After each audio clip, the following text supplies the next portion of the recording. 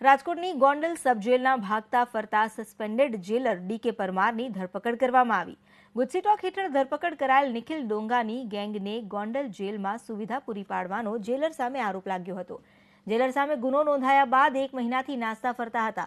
Decay Parmar શહેરમાં જ હોવાની બાતમી મળતા પોલીસે આજે તેની ધરપકડ કરી। કોર્ટમાં તેને રજૂ કરાતા 2 દિવસના રિમાન્ડ મંજૂર થયા। જેલર તરફથી અગાઉ આગોતરા જામીન અરજી કરવામાં આવી હતી, જે કોર્ટે નામંજૂર કરી।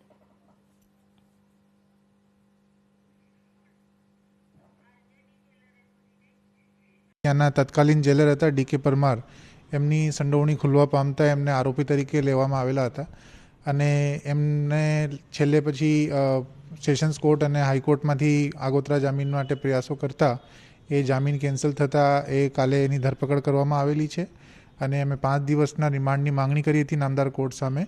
એમાં અમને 2 દિવસના રિમાન્ડ મળ્યા છે અને એની તપાસ હવે ચાલુ છે।